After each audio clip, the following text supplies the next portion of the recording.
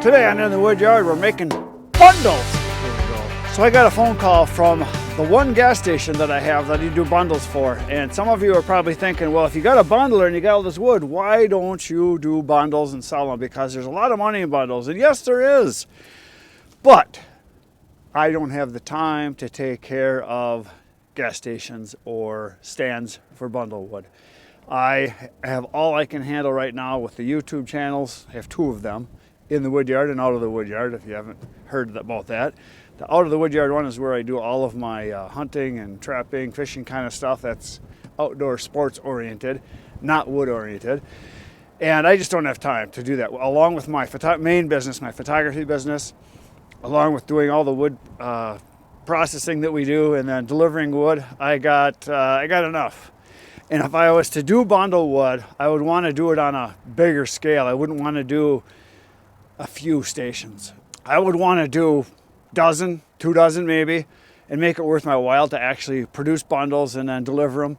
But I just don't have time to babysit them, because if you don't take care of your customers as far as the places where you're selling your bundle wood to, or they're selling it for you, it's just not worth it, because you have to keep wood in the stands and you got to check it on a regular basis. You got to make sure they're contacting you and letting you know if they need wood.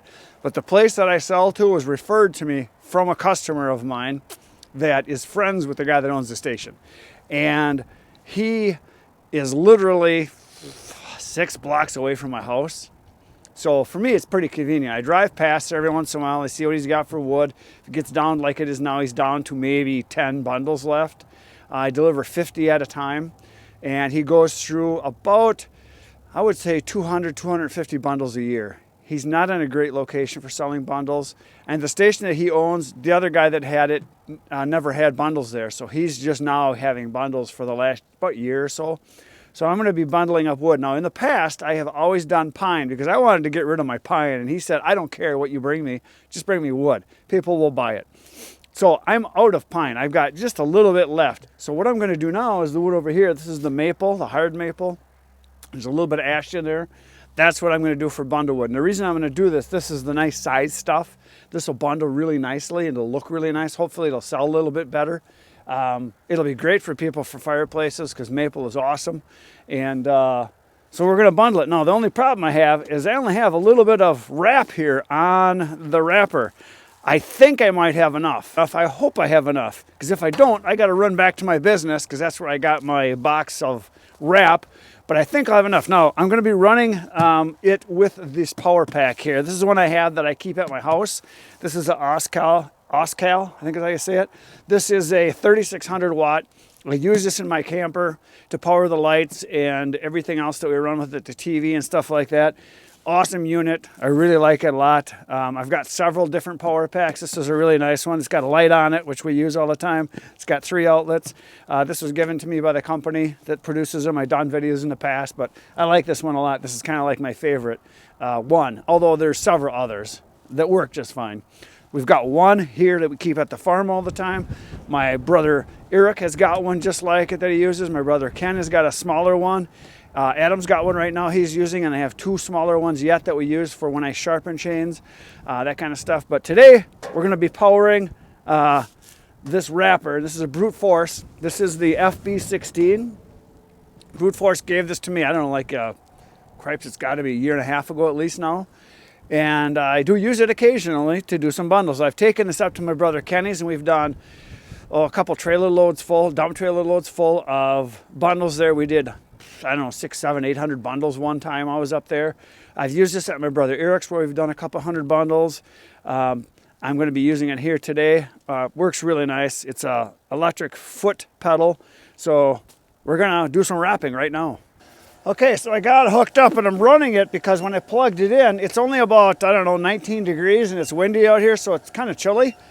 The power pack's beeping at me because it doesn't want to work, and it's got a flashing thermometer on it, which means it doesn't like the cold, which is one of the downfalls of these battery packs. If it's really, really hot or really, really cold, they don't like to work. So there's that. And I know some of you that are like, you think electric power packs and these solar things and electric cars are the greatest thing since sliced bread. No, they're not. They work and they're a tool, but they don't always work. I prefer gas myself, but I do have a gas generator that we can bring out here if we have to. It's just that it's noisy. I like using this quiet one, but I'm running this now just to see if I can get this thing to warm up a little bit, whether it's, you know, running the motor or just getting the whole power pack. And if I know you guys can hear that, let me get close here. You can hear it beeping. It's like, I'm cold. I'm cold. I don't want to work. I'm cold. Well, we're going to make it work. Let's see if I can get it going again here. Well, it seems to be working. So it doesn't want to work, but it's working. So we're going to start doing some bundling here. All right, let's start grabbing some wood. So yeah, I'm just going to see what I need here for bundle sizes. There's 3 pieces. Here's 4, 5 pieces. 6, 7, 8, 9. I think I'll probably do like 10. 10, maybe 11. 11 looks like it's going to work. There's 11 pieces. That looks pretty decent sized. And according to the marks on here, that's a little more than 0.75, just a hair less than 1 cubic foot. Oh, look at that. I wrapped my glove. Nice. I think I got to tighten this up. That isn't quite tight enough. I can tell it's a little loose. So we're going to tighten this whole thing up here. You want to make sure they're tight because you don't want to have people having the bundles fall apart. Oh no, that's heavy. Holy crap. That's a nice bunch of wood there. All right, there's one. And he wants 50 of them. And I do it for $4 a piece. He pays me $200 in cash. All I do is throw them in the rack. He gives me the money and I drive away. And essentially it's about a face cord or third of a cord, 50 bundles. Actually, I think 42, 44 bundles ends up being a face cord or third of a cord. So basically it's about $200 for a face cord, which is good, but I got to go through the work of wrapping, got to deliver it, got to load the rack. So there's more work involved, so that's just the way it is. I hate the beeping thing there. I should put some music on so I don't have to listen to that. Maybe it'll warm up and it'll quit beeping. Let's do a couple more.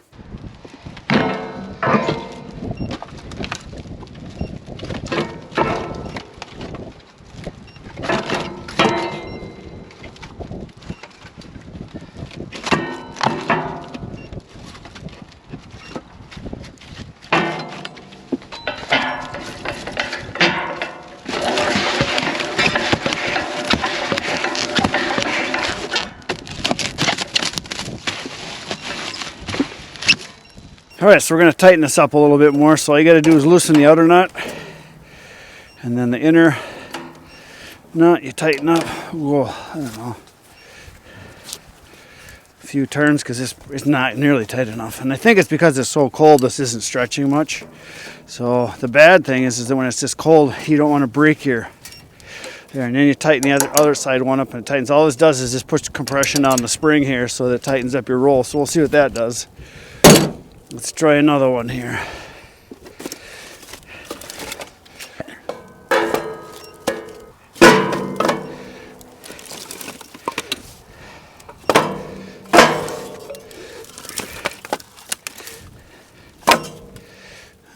Take a couple smaller ones here.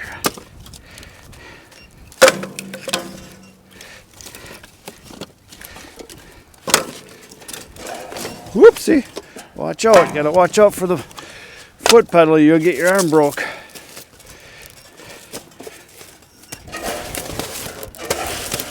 Oh yeah, that's better. Much better, much better. I can tell it's tight now. Yeah, and I can tell it's not sticking very good because it's so cold. So what I'm gonna do is I'm gonna take these and wrap them to the inside like this, kind of stuff it in. This is not going to be good because it's so freaking cold out here. And I don't know if you can see the wind blowing. I'm going to put another piece in the middle here. Is it still not? Yeah, it's still not very tight. But I tightened it up a lot. I've been dinking around with this trying to get it to be tight enough for quite a while, I can tell. It's just not cooperating. Let's shove this one in here.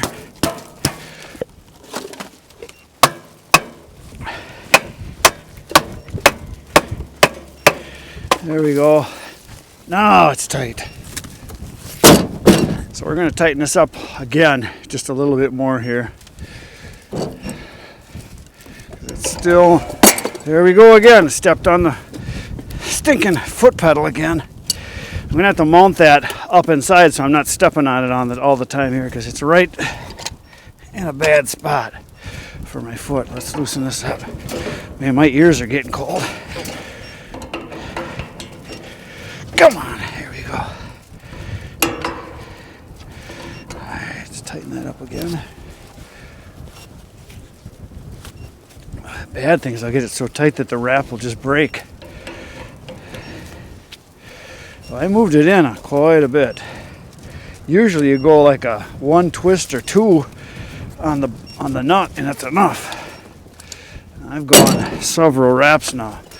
Alright, let's see what happens. We'll try another one.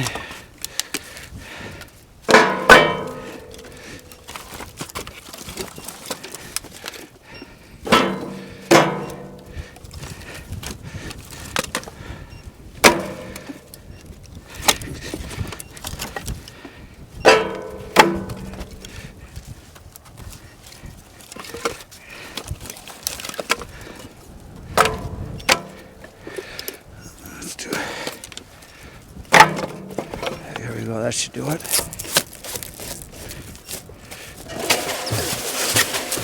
That's better. Let's just see what it's like. Oh yeah, that's much better. Oh yeah, I can tell it's tight now. All right, finally.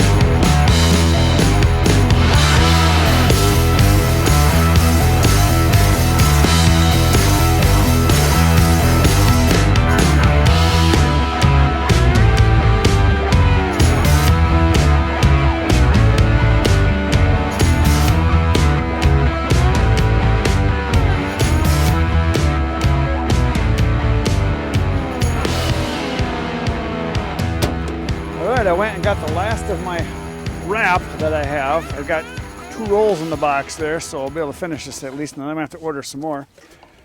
But the hard part of putting a new bundle on is remembering how much tension to put on from what you've been using. So to back this all out, I got to take the whole thing apart. So you got to take the 2 nuts off, and then the washer.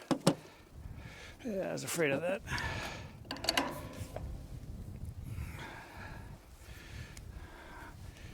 I probably should mark this somehow so I know where I've got to go with it or measure it. But I do know that as your temperature changes, the wrap changes as far as how flexible it is and all that. There we go.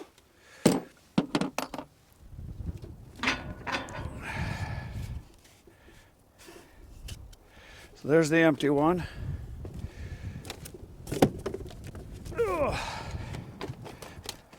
And grab the new one.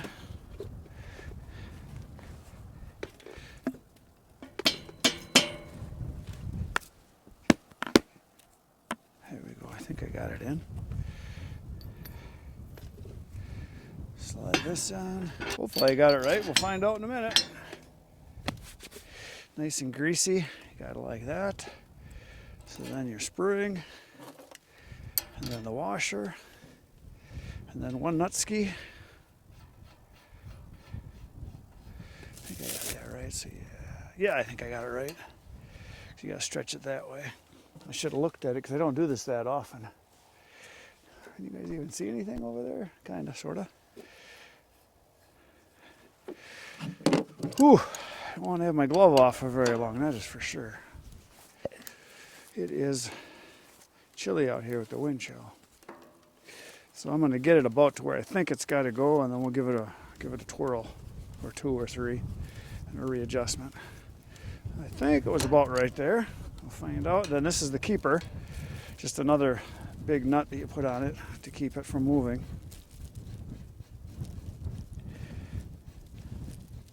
Ooh, hands are getting cold fast. I don't know if you guys can see the wind. It's like a 20-mile-an-hour wind today. And temperature right now is about 21 degrees, which isn't so bad, but there's no sun, number one. Number two, that wind sucks. I hate the wind. Well, I like it for drying wood, but not when you got to work out here. I don't care. Put the battery back up. Get it out of the way. We'll turn that on. Yeah, it doesn't like the cold. It's telling me it doesn't want to work. It keeps beeping at me because it's chilly out. I don't want to work. It's too cold. I want to be inside where it's safe and warm. All right, let's see what happens. What's the deal here? Why is it not working? Come on. It might not want to work. It is cold. Oh, it won't turn on. There we go. Now she clicked. She should work now. Let's find out. There we go. Looks like I got the tension pretty good, I think. Yeah, that's pretty dang good. So that's 36. All right, now I get to work again.